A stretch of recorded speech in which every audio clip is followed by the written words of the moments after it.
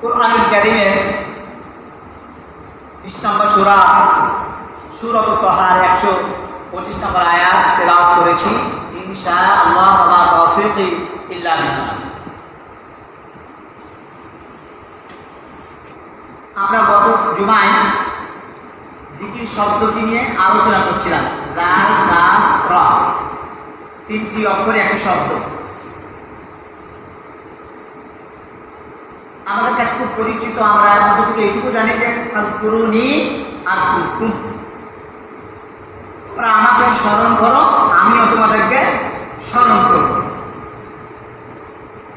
If you remember me, I must remember you. তোমরা যদি আমাকে স্মরণ করো, মনে রাখো, আমিও তোমাদেরকে কি স্মরণ করবো, মনে রাখবো। কত জুমায় বলছিলাম,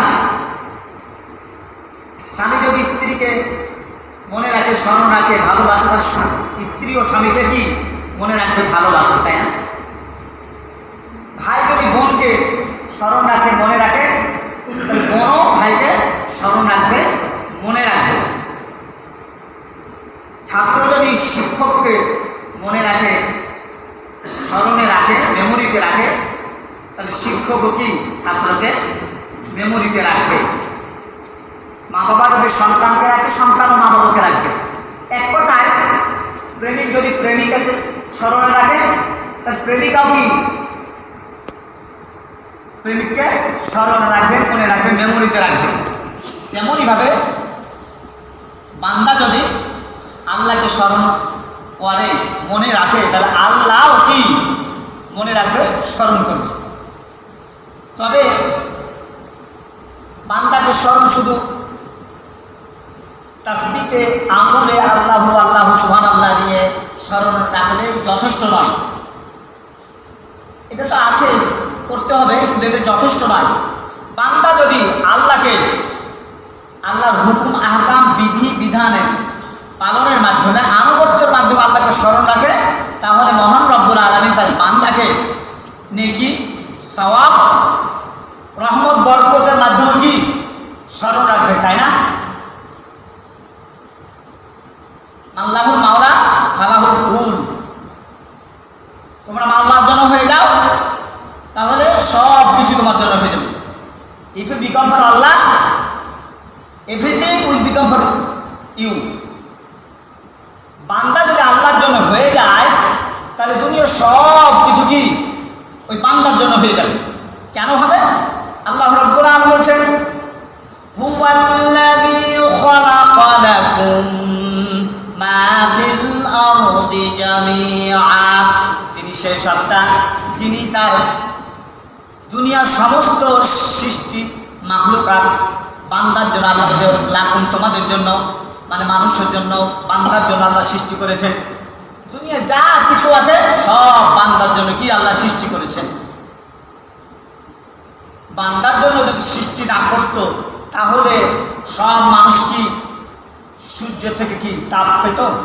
সব মানুষ কি অক্সিজেন পেত, পানি পেত? পশু জীব জানোয়ার এগুলি পেত। কিন্তু আল্লাহ বলছে তোমাদের জন্য সৃষ্টি করেছি। কত দূরে সূর্য আছে, ও সূর্যের মাধ্যমে আমরা উপকৃত হচ্ছি না। আমরা বাতাস দেখতে পাই না, কিন্তু বাতাসের মাধ্যমে আমরা একটা মুহূর্ত কি কয়টা মুহূর্ত বাঁচতে পারবো, কয়টা মিনিট চলতে পারবো, অক্সিজেন ছাড়া বাঁচতে পারবো, চলতে পারবো? তাহলে আল্লাহ রাব্বুল আলামিন বলছেন আমি তোমাদের জন্যই সব কিছু সৃষ্টি করেছি, তাহলে আমাকে তোমরা যেমন মনে রাখবে, আমিও তোমাদেরকে তেমন মনে রাখবো। এই জিকির শব্দটি পবিত্র কোরআনে 5টি অর্থে ব্যবহৃত। আজকের আলোচ্য বিষয় জিকির শব্দটি 5টি অর্থে ব্যবহৃত।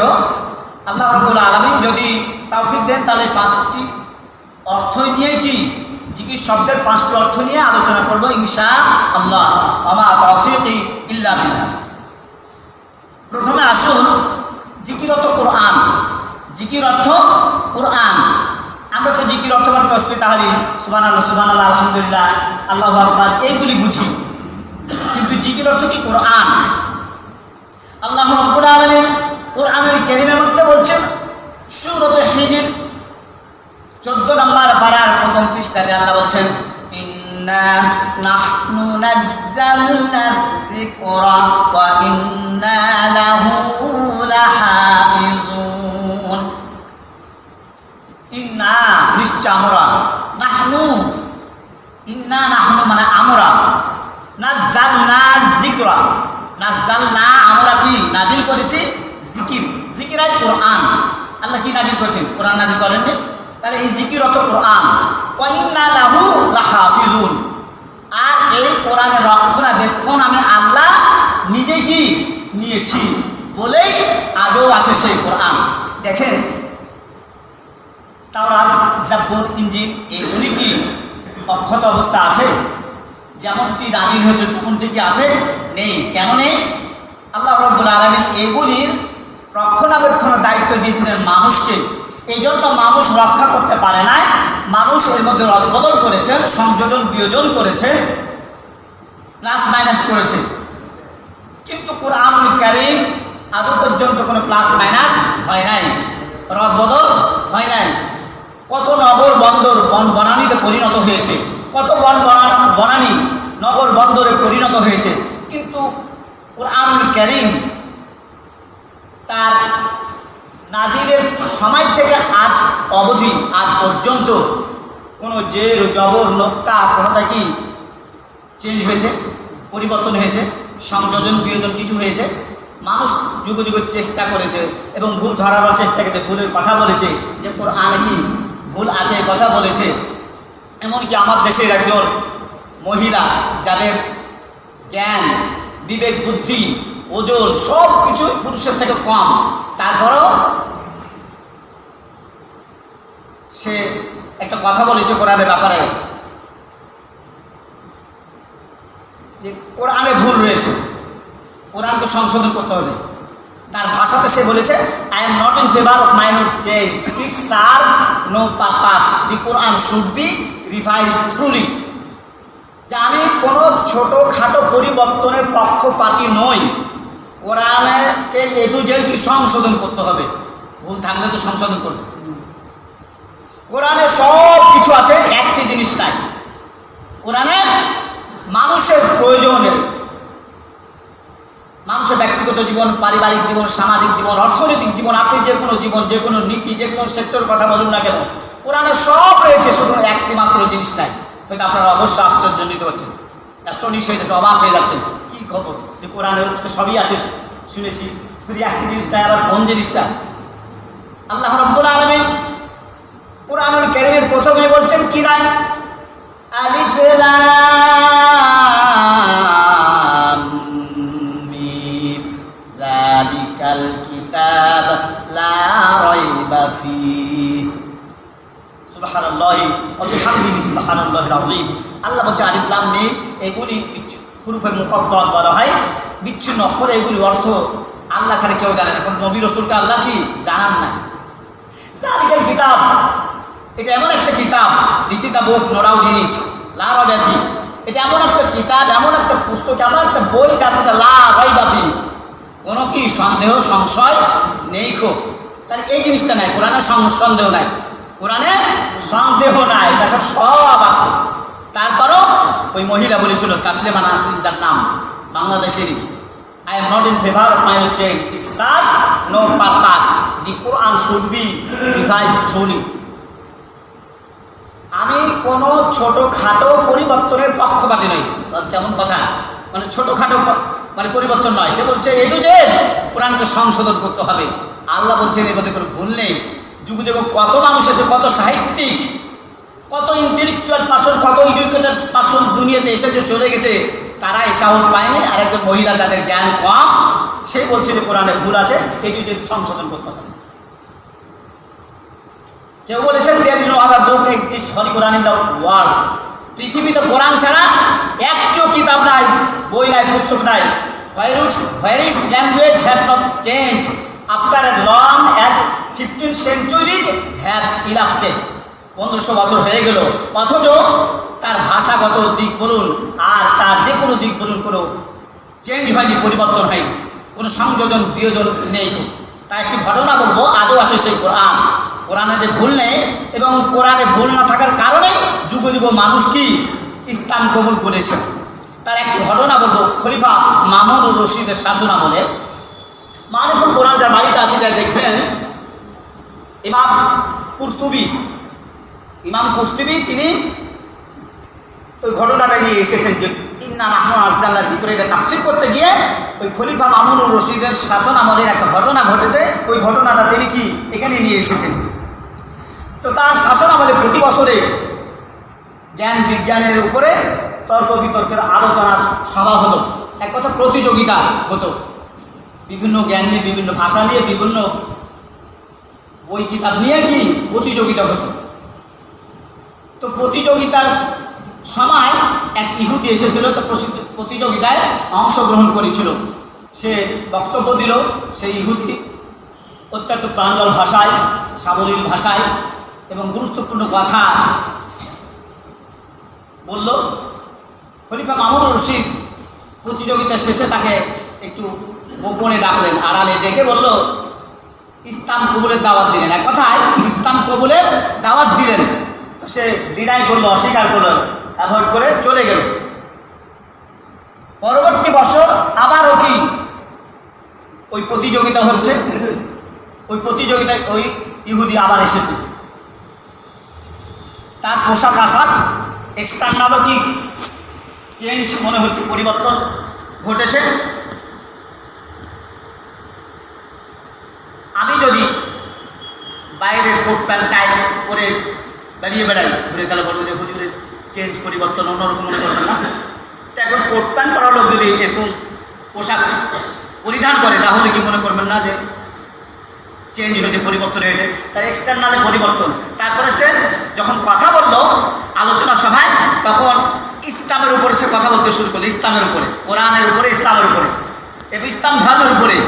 গত বছর বলেছিল তার ধর্ম ইহুদি ধর্ম নিয়ে, আর এই বছর সে ইসলাম ধর্ম নিয়ে কোরআনের উপরে আলোচনা রাখছে। খলিফা মামুনুর রশিদ তাকে আবার ডেকে বলল, are you that man who came here last year, যে গত বছর যে লোকটা এসেছে তুমি কি সেই ব্যক্তি না? তো বলছে হ্যাঁ আমি সেই ব্যক্তি। তো তোমাকে যে পরিবর্তন, তোমার ভাষা, তোমার কথা, তোমার আলোচনা, তোমার পোশাক আশাক সব কিছু চেঞ্জ, পরিবর্তন দেখতে পাচ্ছি, কারণটা কি ইসলাম কবুল করেছো হয়তো? কিন্তু হ্যাঁ ইসলাম কবুল করেছি। তো ইসলাম কবুলের ঘটনা সে নিজে বলছে ওই ইহুদি, যে আমি এখান থেকে চলে যাওয়ার পরে আমি একজন হস্ত লেখক, বিশারদ, আমি হাতে মানে বই কিতাব লিখে এগুলি বাজারে বিক্রয় করি, আমি একজন লেখক। তো আমি কি করলাম, বাইবেল থেকে, ইহুদি ধর্মগ্রন্থ বাইবেল থেকে 3টা কপি করলাম, আর ওই 3টা কপির মধ্যে আমার মন মস্তিষ্ক প্রসূত জ্ঞানের কিছু কথা ঢুকে দিলাম, এক কথা রদ বদল করলাম যে এইগুলি তাদের উপাসনালয়ে গিয়ে বিক্রয় করলাম। লোকেরা সবাই কড়া দামে কিনে নিল। আবার খ্রিস্টান মানে ওদের বাইবেল থেকে, ওদের তাওরাত, এদের বাইবেল, তো এই বাইবেল থেকে 3টা কপি করলাম এবং 3টা কপির মধ্যেও কি আমার নিজের মতামত, মস্তিষ্ক প্রসূত জ্ঞানের কিছু মতামত, ওপিনিয়ন কি ঢুকিয়ে দিলাম। তাদের উপর গির্জাতে নিয়ে গেলাম, সেখানেও মানুষ কি আগ্রহের সাথে ইগারলি কড়া দামে কিনে নিল। আমি কোরআনের ব্যাপারও কি একই পদ্ধতি অবলম্বন করলাম, 3টা কপি করলাম এবং সেখানেও কিছু আমার মস্তিষ্ক প্রসূত জ্ঞানের কথা ঢুকিয়ে দিলাম, মতামত পেশ করলাম, ঢুকিয়ে দিলাম। আমি যখন এই বইগুলি কোরআন থেকে রিসার্চ গবেষণা করে এবং কোরআনের 3টা কপি করে যখন মসজিদে গেলাম, তখন লোকেরা কি এভাবে পাতা পৃষ্ঠাগুলি উল্টাতে শুরু করলো এবং কেউ কিনে নিয়ে যাওয়ার পরে কিছুদিন পরে আমাকে সব ব্যাগ দিয়েছে, ফেরত দিয়েছে, অথচ সেটা কম দাম ছিল। আমি ওইটাকে কম দাম রেখেছিলাম, আর ইহুদি ধর্মের গ্রন্থ আর খ্রিস্টান ধর্মের গ্রন্থ এটাকে আমি চড়া দামে কি বিক্রি করেছি, সব নিয়ে নিয়েছে আপনার সামনে। আর এটা কড়া দামে বিক্রি করেছে, কম দাম, তারপরও মানে নিয়ে যাওয়ার পরেও অনেকে উল্টিয়ে রেখে দিয়েছে, আবার যারা নিয়ে গেছেন তারা সবাই আমাকে রিটার্ন দিয়ে গেছে, ফেরত দিয়ে গেছে। তখন আমি বুঝতে পারলাম ইহুদিদের যে ধর্মগ্রন্থ, খ্রিস্টানদের যে ধর্মগ্রন্থ, এইটা মানুষের মন মস্তিষ্ক জ্ঞান কিছু তৈরি কথা ঢুকা আছে, কিন্তু কোরআন কারীম আল্লাহ প্রদত্ত, আল্লাহর পক্ষ থেকে যেমনভাবে নাজিল হয়েছিল তেমনটি আছে। এই জন্য আমি উঠলাম যে ইসলাম ধর্ম ওরকম। ইসলাম ধর্ম এই জন্য no east no west, Islam is the best. No east no west, Islam is the best. Islam is the best religion of all age.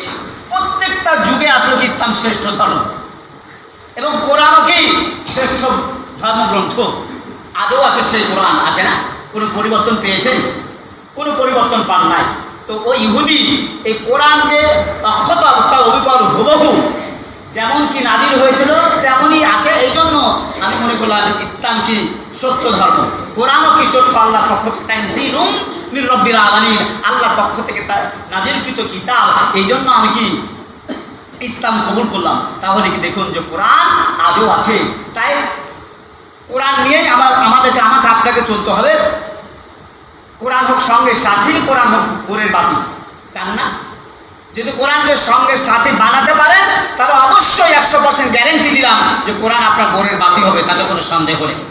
আর কোরআনকে যদি সঙ্গের সাথী না করতে পারেন, না বানাতে পারেন, তাহলে আপনি যতই তাহাজ্জুদ পড়েন, যতই যা কিছু করেন না কেন, কোরআন আপনার কি গোরের বাতি হবে না। আর কোনো কিছু আপনার গোরের বাতি হবে না, কোরআন ছাড়া হবে না। তাহলে কোরআনকে গোরের বাতি বানাতে চাইলে কোরআনকে আপনাকে সঙ্গের সাথে বানাতে হবে। কিন্তু দুঃখজনক ব্যাপার হলো সত্য যে আমরা কি কোরআন পড়তে জানি না। নামাজ যারা পড়ি তারা শুনে শোনার কিছু সূরা মুখস্থ করেছে, কেউ বাংলাতে সূরা মুখস্থ করেছে, কিন্তু আমাদের ধর্মগ্রন্থ আমার তো মনে হয়, জানি না কতটুকু সঠিক হবে, অ্যাপ্রোপ্রিয়েট হবে, যে 99% 99% লোক কোরআন পড়তে জানে না। আর যে কয়টা জানে তারপরে আবার সবাই শুদ্ধ করে জানে রাখো। হয়তো অনেকে মনে করবে কেমন কথা যে কোরআন পড়লেই হলে আবার শুদ্ধ অশুদ্ধ কি প্রশ্ন আসবে কেন? তাহলে একটু না কাজ দিলে বুঝতে পারবেন না শুদ্ধ অশুদ্ধ। আমি মাঝে মাঝে উদাহরণ দিয়েছি। দেখেন ইংরেজি স্পিকিং ইংলিশ শেখানো হয় কিনা, ইংরেজি ভাষা শেখানো হয়, বা বিভিন্ন বিদেশে যাওয়ার জন্য কি ভাষা বিভিন্ন শেখানো হয়। তো যারা ধরো ইংলিশ আপনার কেউ টুকিটাকি জানে পড়ে, তো এক ধরো আমার কথাই বলি, আমার কথা আমি হুজুর মানুষ, আমি যদি ইংরেজি বলতে গিয়ে ভুল বলি তাহলে আপনারা কি আমার ভুল ধরবেন না, লোকমান দেবেন না, কি সমালোচনা করবেন? ইংরেজি বলতে জান না, খালি ভুল ভুল ইংরেজি বলে, অন্তত মুখের সামনে না বললেও কি আর কি সমালোচনা করবে। এখন আমি যদি বলি যে I does not go to school, এটা ভুল না? আমি যদি বলি যে I does not go to school বলি, কিন্তু এখানে কি অ্যাপ্রোপ্রিয়েট হবে? এটা গ্রামাটিক্যাল অনুযায়ী কি হবে? I do not go to school. কিন্তু আমি যদি বলি যে I does not go to school, ভুল ধরবেন না? আই হ্যাজ ইটেন রাইস, যদি বলি যে আই হ্যাজ ইটেন রাইস, তাও ভুল ধরবেন যে ভুল হয়েছে, আই হ্যাভ ইটেন রাইস হবে। কিন্তু আমি যদি বলি যে আই হ্যাজ ইটেন রাইস, এটাও ভুল। কিন্তু আমার সামান্যতম গুনাহ হবে না। হবে কি? গুনাহ হবে না।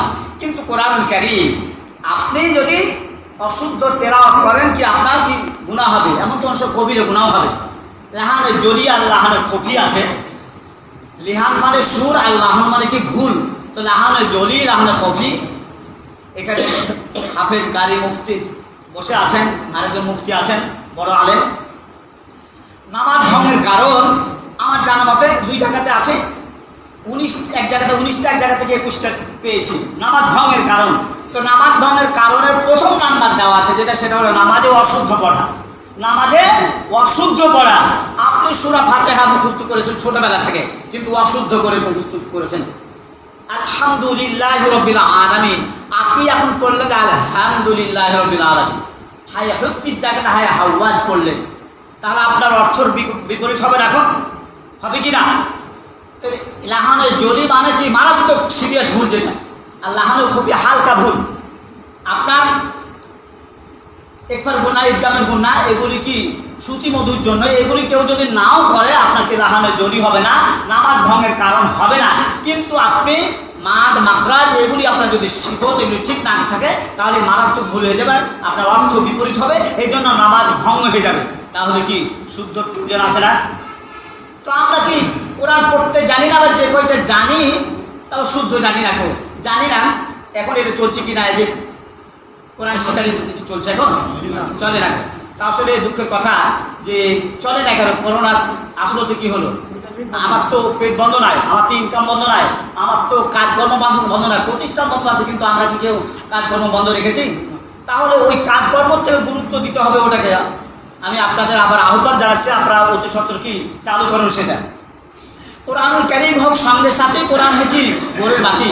If you teach your son at first holy কোরআন।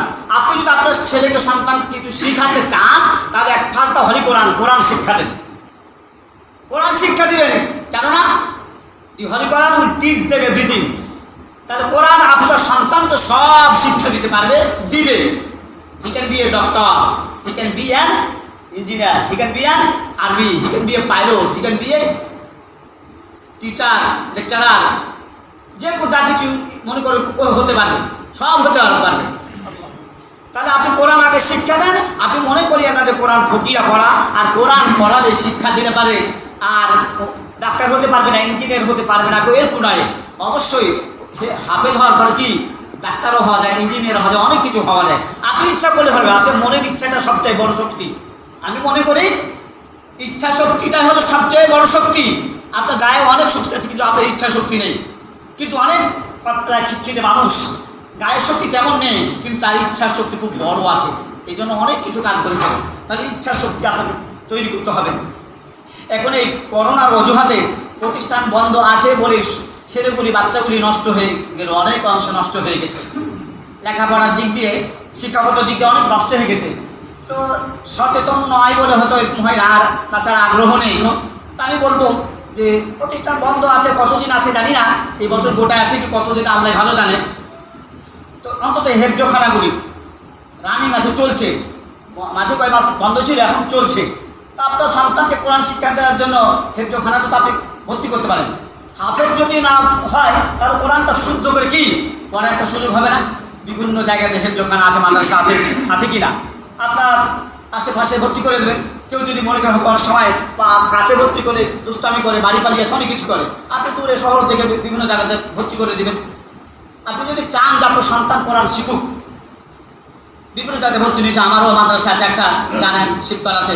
আজ অনেক প্রায় আমার একটা ছাত্র, যখন আমার একটা ছাত্র, উনি হাটহাজারি থেকে পড়ে এসেছেন। উনি একটা মানে হেফজোখানা মহিলা মাদ্রাসা করেছেন, আর স্ত্রীও হাফেজা। তো আমার সাথে আসার কথা ছিল, তো আমি আগে চলে এসে অন্য দিক দিয়ে, তারপর কলদের হুজুর আপনি চলে এসেছি, যদি তোমার মন চাইতে চলে আসলে চলে এসেছে, আলহামদুলিল্লাহ। তো যদি আপনার সন্তানকে আপনি অনেক কিছু শিক্ষা দিয়েছেন, দিন শিক্ষা দেন নাই, আপনি কিচ্ছু শিক্ষা দিতে পারেন নাই। আপনার সন্তানকে আপনি কিচ্ছু শিক্ষা দিতে পারেন নাই, দিন শিক্ষা দিয়েছেন, তো আপনি অনেক কিছু শিক্ষা, সব কিছু শিক্ষা দিয়েছেন, আর দিন শিক্ষা দেন না, তো কিচ্ছু শিক্ষা না। আপনি যত ডাক্তার ইঞ্জিনিয়ার বানান, দুঃখ লাগে যে অনেক সময় অনেক মানুষ ফেসবুকে যায়, আবার এমনি শুনতে পায় কারণ ছেলে ডাক্তার, মেয়ে ইঞ্জিনিয়ার, এই জন্য খুব গর্ব অহংকার। কিন্তু আপনার তো লজ্জা করে না যে আপনার মেয়ে পর্দা করে না, বেপর্দায় চলে, আপনার ছেলে নামাজ পড়ে না, আপনার লজ্জা হয় না? গর্ব তো অহংকার ঠিকই করছেন যে আমার একটা ডাক্তার, ছেলে ডাক্তার, মেয়ে কি ইঞ্জিনিয়ার, অথবা মেয়ে ডাক্তার, ছেলে ইঞ্জিনিয়ার, কিন্তু আপনার ছেলে নামাজ পড়ে রাখো, ধর্ম জানে রাখো, দিন শিখে রাখো, দিন জানে রাখো, আপনার মেয়ে বেপর্দা হয়ে বেড়ায়, আপনাকে লজ্জা করে না? কোথায় আপনার গর্ব? তাহলে দেখুন, কোরআন যদি সঙ্গের সাথে না গোরের বাতি বানাতে চান, করতে চান, তাহলে কোরআনকে সঙ্গের সাথে বানাতে চেষ্টা করুন। কোরআন আদৌ আছে, তখনই ছিল, এখনও আছে। এই জন্য আল্লাহ রসুল বলেছেন বিদায় হজের ভাষণে, অনেকে জানা আছে যে তারাক্তু ফীকুম আমরাইন, এটা উপসংহারের কথা। বিদায় হজের ভাষণের উপসংহারের কথা যে তারাক্তু ফীকুম আমরাইন, আমি তোমাদের মাঝে দুটি জিনিস ছেড়ে যাচ্ছি, রেখে যাচ্ছি। দুটি জিনিস তোমাদের মাঝে রেখে যাচ্ছি, লান তাদিল্লু, নড়িবার কখনোই পথভ্রষ্ট হবে না, তোমরা কখনো পথভ্রষ্ট হবে না, বিপদগামী হবে না, শয়তান তোমাদেরকে গ্রাস করবে না, শয়তান তোমাদেরকে জাহান্নামে বানাতে পারবে না। মা তামাসসাকতুম বিহিমা, যতদিন পর্যন্ত কোরআনকে আঁকড়ে ধরে থাকতে পারবে, যতদিন পর্যন্ত তোমরা কোরআনকে আঁকড়ে ধরে থাকতে পারবে, ততদিন পর্যন্ত তোমরা বিপদগামী হবে না। তাই রসুল বললেন কোরআন এবং হাদিস হচ্ছে আপনার এক বৃন্তে দুটি ফুল, একটা বৃন্তে দুটি ফুল, দুটির দরকার আছে না? কোরআন এবং হাদিস দুটি দরকার আছে না? তাই রসুল বললেন তোমাদের মাঝে দুটি জিনিস রেখে গেলাম, কোরআন এবং হাদিস। যদি একে আঁকড়ে ধরে থাকতে পারো, তাহলে তোমরা বিপদগামী হবে না, পথভ্রষ্ট হবে না, শয়তান তোমাদেরকে গ্রাস করবে না, অন্য কিছু তোমাদেরকে গ্রাস করবে না। কিতাব আল্লাহ, আল্লাহর কিতাব তথা কোরআন কারীম, সুন্নাত রাসূল, রসুলের সুন্নাত, রসুলের আদর্শ, রসুলের তরিকা। এই জন্য ব্রিটিশ মন্ত্রী গ্লাডিস্টোন, তার নাম গ্লাডিস্টোন, উনি বলেছেন so long at the Muslims have the Quran. মুসলমানেরা যতদিন পর্যন্ত কোরআনকে আঁকড়ে ধরে থাকবে, we shall unable to dominate them, ততদিন পর্যন্ত আমরা তাদেরকে পরাভূত করতে পারবো না। তারাই বলেছেন যে যতদিন পর্যন্ত মুসলমানেরা কোরআনকে আঁকড়ে ধরে থাকবে, কোরআন অনুযায়ী চলবে, কোরআন অনুযায়ী জীবনযাপন করবে, কোরআন অনুযায়ী তাদের ব্যক্তিগত জীবন, পারিবারিক জীবন, সামাজিক জীবন, অর্থনৈতিক জীবন, রাজনৈতিক জীবন, তাদের রাষ্ট্রীয় জীবন, সব আন্তর্জাতিক জীবন পরিচালনা করবে, ততদিন পর্যন্ত কি তাদেরকে পরাভূত করতে পারা যাবে না। এটা প্রমাণ হয় নাই। পৃথিবী এমন সময় যায় নাই যে মুসলমানেরা শাসন করেছে। হযরত ওমর ফারুক রাদিয়াল্লাহু তাআলা আনহু কি অর্ধেক পৃথিবীর বাদশা ছিলেন না? তিনি সব কিছু পরিচালনা করেছিলেন কি দিয়ে? কোরআন দিয়ে না? তো এখন আমাদেরকে কি করতে হবে? তো তিনি বলছেন যে আমাদেরকে এখন করতে হবে we must either take it from them, তাদের কাছ থেকে কোরআনটাকে ছিনিয়ে নিতে হবে, কেড়ে নিতে হবে। আর লাভ ফর ইট, অথবা কোরআনের যে মহব্বত, ভালোবাসা, প্রেম প্রীতি, উদারতা আছে, কোরআনকে আমরা ভালোবাসি না? বাসি কিনা? কোরআনকে ভালোবাসি বলে তেলাওয়াত করে, এই যে মাঝে মধ্যে খতমের পর খতম আসে যে দোয়া করি, তারপরে কোরআনের কারণে একজন মানুষকে, একজন ইমামকে, একজন হাফেজকে, একজন খতিবকে, একজন মুয়াজ্জিনকে ভালোবাসি না? কিসের কারণে? কোরআনের মহব্বতেই তো নাকি? কেননা আল্লাহ রাসূল বলেছেন কোন আলেমান, তোমরা আলেম হও। এটা যদি হতে পারবে না হতে পারো তাহলে মুতাআল্লিমান, আলেমের ছাত্র হও। আও মুস্তামিআন, যদি ছাত্র না হতে পারো তাদের কথা শ্রবণকারী হও, তাদের কথা শুনো। আও মুহিব্বালাহু, অথবা তাদেরকে ভালোবাসতে শিখো। আর এই দৃষ্টিকোণ থেকে আমরা ভালোবাসি। আল্লাহ রাসূল আরো বললেন যে লা তাকুনু খামিসান, তোমরা পঞ্চম বাহিনী হয় না, 5 নম্বরে যেও না, 4-এর মধ্যে সীমাবদ্ধ থাকো। আলেম হও, ছাত্র হও, তাদের কথা শ্রবণকারী হও, না হয় তাদেরকে কি অন্তর দিয়ে ভালোবাসতে শিখো। এটাও হয়তো তোমার কালকে মতো নাজাতের ওসিলা হয়ে যেতে পারে। তো ব্রিটিশ মন্ত্রী গ্লাডিস্টোন তিনি বললেন যে যতদিন পর্যন্ত মুসলমানেরা কোরআনকে আঁকড়ে ধরে থাকবে, ততদিন পর্যন্ত আমরা তাদেরকে কি পরাভূত করতে পারবো না। আমাদের এখন কাজ হলো তাদের কাছ থেকে কোরআন কি ছিনিয়ে নিতে হবে, অথবা কোরআনের ভালোবাসা, মহব্বত, প্রেম প্রীতি এগুলি কি থেকে তাদেরকে দূরে সরাতে হবে। কোরআনের মহব্বত, ভালোবাসা আজও আছে কিনা? আজও আছে। তারা কোরআন পৃথিবীর সমস্ত কোরআন যদি কি পুড়িয়ে ফেলা হয়, তারপরও কি কোরআন থাকবে না? থাকবে।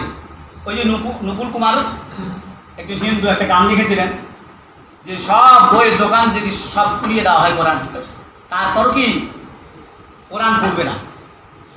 কোরআন যে পড়বে না, বদিউজ্জামান সাইদ নুসরি তিনি তার জবাব দিয়েছেন, ব্রিটিশ গ্লাডস্টোনের জবাব দিয়েছেন, I shall prove then dominated to the world, আমি প্রমাণ করব এবং দেখিয়ে দেবো বিশ্বকে, the holy Quran is undying and extinguishable শান। কোরআন এমন একটা কিতাব, এমন একটা গ্রন্থ যেটা মৃত্যুহীন, যার মৃত্যু নেই, এবং আনএক্সটিংগুইশেবল শান, এবং এমন একটা সূর্য যেটা অস্তমিত হয় না। তাই যতদিন পৃথিবী থাকবে ততদিন কোরআন থাকবে, থাকবে না? তাই কোরআনকে ছিনিয়ে নিলেও হবে না। দুনিয়া সব হাফেজকে যদি মেরে ফেলে দেয়, কোরআন আবার লিখতে পারা যাবে না? আল্লাহ মাপুর আশা রাখে আমিও লিখতে পারবো, 24 ঘন্টা আল্লাহর রহমতের কাছে থাকে, আশা রাখি। প্রত্যেকে হয়তো একটা হয়ে যেতে পারে, কিন্তু আশা রাখি যে কোরআনটি কি আবার মানে এ টু জেড লিখতে পারবো, কোরআন কাছে না থাকলে লিখতে পারবো, আশা রাখি। তো কত পৃথিবীতে কত হাফেজ রয়েছে, কত কোটি কোটি হাফেজ রয়েছে, সব যদি পুড়িয়ে ফেলে, একটা বেঁচে থাকলে, একটা হাফেজ বেঁচে থাকলে কোরআনকে আবার লেখা যাবে কি না? তাই কোরআন আনডাইং, মানে এটা মৃত্যুহীন, মৃত্যু হয় না, নষ্ট হয় না। অনেক সময় দেখেছেন, চোখে দেখেছি নিজে, যে কোরআন দেখা গেছে যে কোরআনের সাইড পড়ে গেছে কিন্তু কালো অক্ষরগুলি পড়ে নাই। সুবহানাল্লাহ, সুবহানাল্লাহ, সুবহানাল্লাহ। এটা আল্লাহর মুজিজা। কোরআন আল্লাহ বলে কেন, কি মুজিজা? আল্লাহ বলছে ইন্না নাহনু নাযালনা যিকরা ওয়া ইন্না লাহু লাহাফিজুন। কোরআনের নাজিল করেছি আমি, আর এই রক্ষণাবেক্ষণের দায়িত্ব আমি আল্লাহ নিজেই নিলাম। এই জন্য আজও আছে সেই কোরআন, আর মিডিয়া মাধ্যম হলো মানুষের হৃদয় হার্ট, এখানে স্থান দিয়েছেন। এটা যদি সিন্ধুকে রাখার হতো, কোনো গোলাতে রাখার হতো, কোনো জায়গাতে রাখা হতো, সেখান থেকে নষ্ট করা যেত না, নষ্ট করা যেত। এবং পোকামাকড় কি করে খেয়ে ফেলতে পারত, বাঁশকে খায়, রডটাও নষ্ট হয়ে যায়, তাই না? লোহা নষ্ট হয় কি না? মরিচা লেগে নষ্ট হয়ে যায়। কিন্তু কোরআন আল্লাহ এমন জায়গায় স্থান দিয়েছে মানুষের হৃদয়ে, হার্টে, যে এখান থেকে পৃথিবীর কোনো গোয়েন্দা বিভাগ, পৃথিবীর কোনো কম্পিউটার সেট করে উঠাতে পারবে না। পারবে না কি? পারবে না। তাহলে এটা আল্লাহর চ্যালেঞ্জ যে কোরআন আমি নাযিল করেছি, আর এর রক্ষণাবেক্ষণের দায়িত্ব আমি আল্লাহ রাব্বুল আলামিন নিজেই দিলাম। সুতরাং আজও আছে সেই কোরআন। তাই বলছিলাম যে কোরআন অর্থ কি না, জিকির অর্থ কোরআন, জিকির অর্থ কোরআন। জিকিরের 5টি অর্থ কোরআন কারীমের মধ্যে জিকির শব্দটি 5টি অর্থে ব্যবহৃত। 1 নম্বর হলো জিকির অর্থ কোরআন। 2 নম্বর হলো জিকির অর্থ কি? নামাজ। জিকির অর্থ জাল কাপ র, জিকির অর্থ নামাজ। আল্লাহ রাব্বুল আলামিন সূরা জুমার মধ্যে বলছেন, ইয়া আইয়ুহাল্লাযীনা আমানু ইযা নুদিয়া লিস-সালাতি মিন ইয়াউমিল জুমুআতি ফাসআউ ইলা যিকরিল্লাহি ওয়া যারুল বাই'। হে মুমিনেরা, ইযা নুদিয়া লিস-সালাহ মিন ইয়াউমিল জুমুআ, ইযা মানে যখন, নুদিয়া তোমাদেরকে ডাকা হয়, আহ্বান করা হয়, লিস-সালাহ নামাজের জন্য, মিন ইয়াউমিল জুমুআ বিশেষ করে জুমার দিনে, ফাসআউ গুরুত্বের সাথে আসো। দৌড়াদৌড়ি না, যেটা আল্লাহ নিষেধ করেছে, দড়ি আসতে নিষেধ করেছে। অনেক সময় মানুষ কি দড়িয়ে জামাত ধরেন, এটা ঠিক না। দড়িয়ে জামাত ধরে, এটা ঠিক না, আল্লাহ নিষেধ করেছেন। তো ফাসআউ ধাবিত হও গুরুত্বের সাথে, গুরুত্ব দিয়ে, ইলা যিকরিল্লাহ, ইলা যিকরিল্লাহ মানে এই জিকির অর্থ নামাজ, জিকির আয় সালাহ, এখানে জিকির অর্থ নামাজ। আল্লাহ বলছে নামাজের জন্য তোমরা কি গুরুত্বের সাথে মসজিদে চলে আসো। আমরা সবাই জানি ইমানের পরে কি নামাজের স্থান, তাই না? ইমানের পরে নামাজের স্থান, অথচ আমাদের কাছে এই গুরুত্ব নাই। লা ইমানা লিমান লা সালাতা লাহু, যার নামাজ নাই তার ইমান নাই, যার নামাজ নাই তার ইমান নাই। আমরা মনে করে নিয়েছি জুমার দিনটাই শুধু নামাজ। আমাদের মাঝে এরকম মনে হয় যে আমরা মনে করি অনেকে যে জুমার দিনে জুমার নামাজটাই শুধু নামাজ। যদি এটা মনে না করি তাহলে 5 ওয়াক্ত নামাজ কেন পড়ি না? কেউ তো বাধা দেয় না। 5 ওয়াক্ত নামাজ কেন পড়ি না? শুধু জুমার নামাজ শুধু পড়ি, গুরুত্বের সাথে আসে, মসজিদ ভর্তি হয়ে যায়, কিন্তু 5 ওয়াক্ত নামাজে তো মানুষ আসে না, নামাজও পড়ে না। আল্লাহ বলছেন এই নামাজ সবচাইতে বড় জিকির। আমি আপনি তসবিহ তাহলিলে হাতে আঙ্গুলে যত সুবহানাল্লাহ বলি না কেন, যত তাসবিহ রাস্তাঘাটে নিয়ে বেড়াই না কেন, আমি যদি নামাজ না পড়ি, কেউ যদি নামাজ না পড়ে, তাহলে কি সে আসল জিকির করে না। ওয়ালা যিকরুল্লাহি আকবার বলা হয়েছে, নামাজ সবচাইতে বড় জিকির। ইন্না সালাতা তানহা আনিল ফাহশাই ওয়াল মুনকার ওয়ালা যিকরুল্লাহি আকবার, নিশ্চয় নামাজ মানুষকে বেফাহেশা, অশ্লীলতা, বেহায়াপনা থেকে কি বিরত রাখে। আর ওয়ালা যিকরুল্লাহি আকবার, এটাই সবচেয়ে বড় জিকির, এর চাইতে বড় জিকির আর নেই। সুতরাং আকিমিস সালাতা লিযিকরি, আমার স্মরণেই কি নামাজ পড়ো। তাহলে যারা কি নামাজ পড়ে তারা আল্লাহকে স্মরণ রাখে, যারা নামাজ পড়ে না তারা আল্লাহকে স্মরণ করে না। মুখে যদি বলুক না কেন, তারা কি স্মরণ করে না। গত জুমায় বলছিলাম যে জিকির করলে, স্মরণ করলে কি কাজের মাধ্যমে করতে হবে। স্ত্রী যদি স্বামীর নাম সারাদিন জবে সকাল থেকে সন্ধ্যা পর্যন্ত, আর স্বামীর সংসারের কোনো কাজ না করে, তাহলে ওই স্ত্রী তার স্বামীর কি ভাগ পাবে না? ওই বাড়িতে, ওই সংসারে কি তার জায়গা হবে না? বুঝতে পেরেছেন? তাহলে বান্দা যদি আল্লাহকে ইবাদতের মাধ্যমে না ডাকে, না জিকির করে, তাহলে এসে এটা প্রকৃত জিকিরে বড় জিকির নয়। তাই নামাজ হলো সবচেয়ে বড় জিকির। নামাজ, মানুষ যে জান্নাতে যাবে, তার জান্নাতে যাওয়ার প্রথম নাম্বার কারণ হলো কি? নামাজ।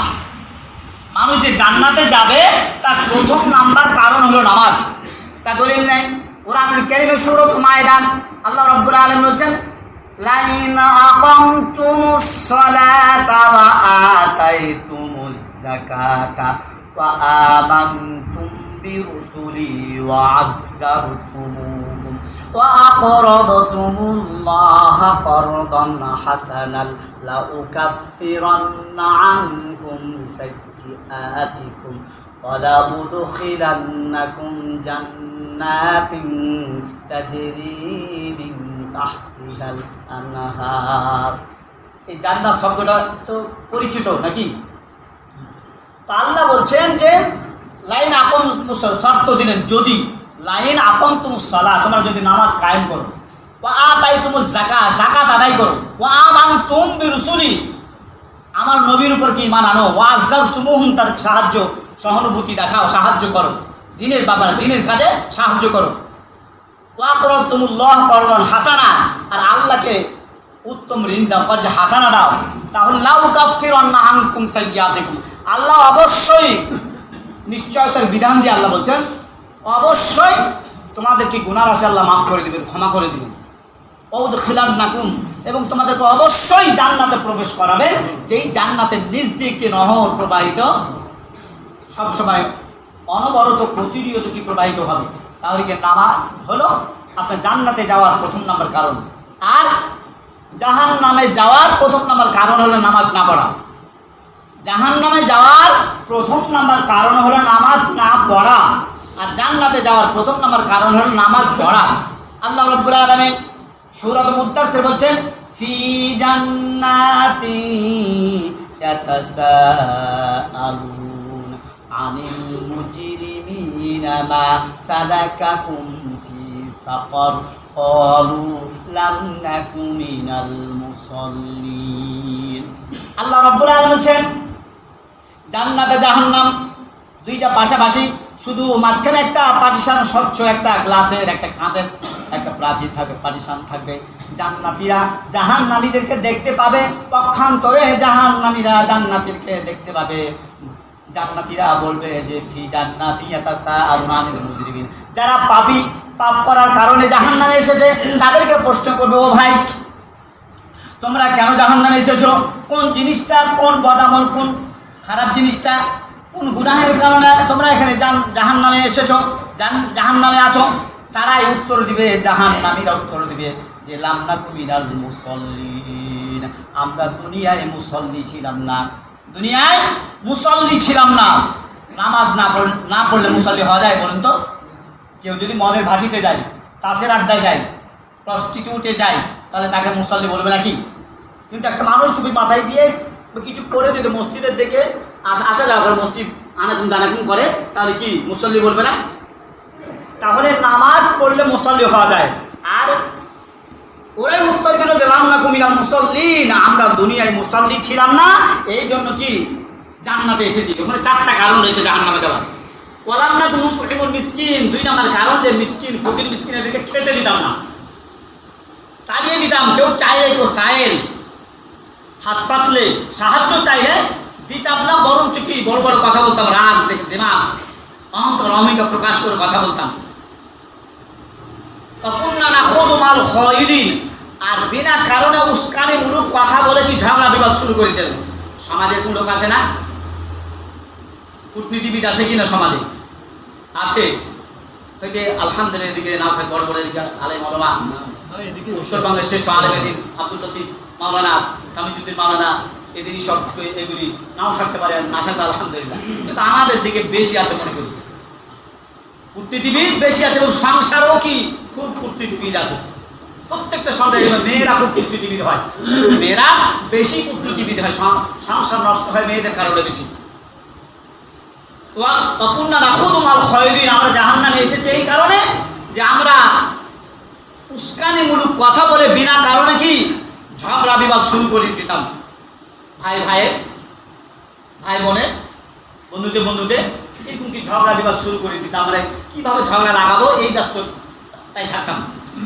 অকুন্নাম নুকাযযিবু বিয়াউমিদ্দিন, আর আজকের দিনটা এই যে হাসরের মাঠে বিচার ফাইসালা হওয়ার পরে জান্নাত অথবা কি জাহান্নাম হবে, এইটাকে আমরা মিথ্যা মনে করতাম। কি ফালতু কথা হুজুরের আলেমেরা বাবারে, নবী রাসূলদেরকে তাও বলা হয়েছে, নবী রাসূলদেরকেও তাও বলা হয়েছে এরকম যে এরা মিথ্যাবাদী, মিথ্যা কথা বলছে। তাহলে আমাদেরকে তো বলবেই, আমরা তো মিথ্যা কথা অনেক বলবে যে আমরা এই কারণে চারটা কারণ সেখানে আছে যে নামাজ, প্রথম নাম্বার হলো নামাজ না পড়ার কারণে জাহান্নামে এসেছি, মিসকিনদেরকে খেতে না দেওয়ার কারণে জাহান্নামে এসেছি, আর বিনা কারণে ঝগড়া লাগিয়ে দেওয়ার কারণ কি? জাহান্নামে এসেছি, আর আজকের দিনটাকে মিথ্যা মনে করার জন্য কি জাহান্নামে এসেছি। তৃতীয় নম্বর হলো জিকির অর্থ কি? উপদেশ। জিকির অর্থ উপদেশ। আল্লাহ রাব্বুল আলামিন কোরআনুল কারীমের মধ্যে দুই জায়গায় আমার জানা মতে বলেছেন, ওয়াযাক্কির ফাইন্না যিকরা তানফাউল মুমিনিন। হে রাসূল, ওয়াযাক্কির, আপনি জিকির করে মানে উপদেশ দিতে থাকেন, নসিহত করতে থাকেন, ওয়াজ করতে থাকেন। কেননা কোরআন একটা ওয়াজের কিতাব, কোরআনে সব কিছু রয়েছে, তার মধ্যে একটা ওয়াজের কিতাব। আল্লাহ বলছে, ইয়া আইয়ুহান নাস ক্বাদ জাআতুম মাউইযাতুম মির রাব্বিকুম ওয়া শিফাউল লিমা ফিস সুদূর। হে লোকেরা, ক্বাদ মানে অবশ্যই, জাআতুম তোমাদের কাছে এসেছে, পৌঁছেছে, মাউইযাতুম মির রাব্বিকুম তোমার প্রভুর পক্ষ থেকে একটা কি ওয়াজ, একটা উপদেশ, একটা সাজেশন, একটা প্রেসক্রিপশন। ডাক্তারেরা উপদেশ দেয় না, একটা প্রেসক্রিপশন দেয় না, তাহলে সেটা উপদেশ যে তুমি এইভাবে চলবে, এইভাবে ওষুধ খাবে, এটা উপদেশ দেয় কিনা? তো আল্লাহ বলছেন রসুলকে, ওয়াযাক্কির, আপনি জিকির করতে থাকবেন, মানে ওয়াজ করতে থাকবেন, মাহফিল করতে থাকবেন, তাফসীর করতে থাকবেন। ওয়াযাক্কির ফাইন্না যিকরা তানফাউল মুমিনিন। এই উপদেশে, এই ওয়াজে, এই নসিহতে মুমিনদের কি উপকার হতে পারে। কেউ নামাজি হতে পারে, কেউ দিনদার হয়ে যেতে পারে, কেউ কোরআনওয়ালা হয়ে যেতে পারে, পারে না? নেগেটিভ ছেড়ে পজিটিভ কি ধরতে পারে। তো আপনি এটাকে না বদল করবেন না, সবসময় জিকির করবেন, মানে সবসময় উপদেশ দিবেন, সবসময় নসিহত করবেন, সবসময় ওয়াজ করবেন। মানুষ দেখ, বাধা দেখ, তাফসিরে বাধা দেখ, তাও তাফসির করবেন। মাহফিলে বাধা দেখ, তাও মাহফিল করবেন। মাহফিলে 144 ধারা দাও, জান্নাতের গেটে 288 লেখা থাকবে। বুঝতে পারছেন তো? মাহফিলে তো 144, আর ওখানে লেখা থাকবে যারা মাহফিলে 144 দিবে তাদের জন্য জান্নাতের গেটে লেখা থাকবে 288, মানে ডবল। বুঝতে পারছেন তো? যাই হোক, আল্লাহ বলছে রসুল আপনি জিকির করতে থাকবেন, উপদেশ দিতে থাকেন, তাহলে দেখবেন যে মোমেন্টের কাজে আসবে, উপকারে আসবে। ফাযাক্কির বিল কুরআন, কোরআনের মাধ্যমে আপনি কি উপদেশ দেন।